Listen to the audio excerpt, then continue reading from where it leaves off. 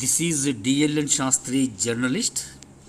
ఈ శ్రీ చైతన్య కాలేజీ మీద పెట్టిన కేసు హైకోర్టులో విచారణ సందర్భంగా 55,000 రూపాయలు విజయవాడలో కట్టాను ఫీజు, కానీ మాకు కర్నూలుకు ఆ అమౌంట్ ట్రాన్స్ఫర్ చేస్తే ప్రాబ్లం అవుతుంది, ఇక్కడ అకౌంట్ క్లోజ్ చేస్తాము, ఇదే అమౌంట్ అక్కడ ఫీజులో ఎగ్జంప్షన్ ఇస్తాం కర్నూలులో అని చెప్తే సరే అని చెప్పి రావడం జరిగింది.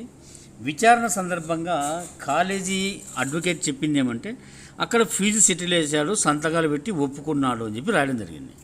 కాలేజీ వారిని అడిగితే ఏమన్నారు, రోజుకు 850 రూపాయల ప్రకారంగా ఫీజు తీసుకున్నాము అని చెప్పి రాసిచ్చారు.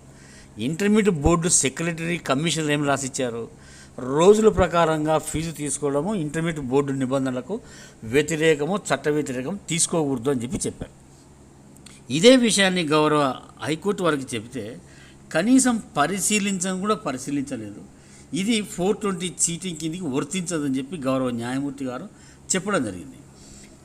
వాస్తవానికి ఏదైనా ఒక కేసు జరిగితే విచారించి వాస్తవాలు బహిర్గతపరిచి తప్పు జరిగిందా, ఒప్పు జరిగిందా, ఏమి జరిగిందని చెప్పి విచారించాల్సినటువంటి వ్యవస్థ గుడ్డిగా తీర్పులు ఇచ్చుకుంటూ పోతే దీంట్లో ఏమనుకోవాలి, కింది కోర్టులో ప్రైవేట్ కంప్లైంట్ విచారించినటువంటి మ్యాజిస్ట్రేట్ను తప్పు అనుకోవాలా, రివిజన్ పిటిషన్ అలవ్ చేసినటువంటి డిస్ట్రిక్ట్ జడ్జి గారిది తప్పు అనుకోవాలా, ఇద్దరు జడ్జీలు విచారించి వాస్తవాలు ఉన్నాయి, ఆధారాలు అని చెప్పి చెప్తే కేవలం హైకోర్టు విచారణ చూడకుండా పరిశీలించకుండా దీంట్లో మెరిట్స్ లేవని చెప్తే ఏమనుకోవాలి.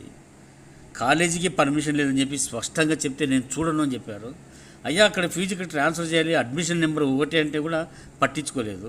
రాత్రి 11 గంటలకు ఆడపిల్లను పోలీసులు పిలిపించి బయట పంపించారంటే ఇది చీటింగ్ కిందికి రాదని చెప్పి గౌరవ మేధావైనటువంటి న్యాయమూర్తి గారు, హైకోర్టు న్యాయమూర్తి గారు ఆ మాట చెప్పింది. 3,260 రూపాయలు తీసుకున్నాము, ఫీజు రిజిస్టర్ కింద తీసుకున్నాము, ఆ విధంగా తీసుకోవడం తప్పని చెప్పి జడ్జి గారికి చెప్తే కూడా కనీసం వినను కూడా వినలేదు, పట్టించుకోలేదు. అంత నిర్లక్ష్యంగా తీర్పులు ఇచ్చుకుంటూ పోతే చట్టంలో ఏమున్నట్టు. మరి పోలీసులు 420 కేసు ఎందుకు కడుతున్నారు, చీటింగ్ కేసు ఎందుకు కడుతున్నారు? అది వర్తించదు, చట్టం 420 వర్తించదు అన్నప్పుడు ఎందుకు కడుతున్నారు?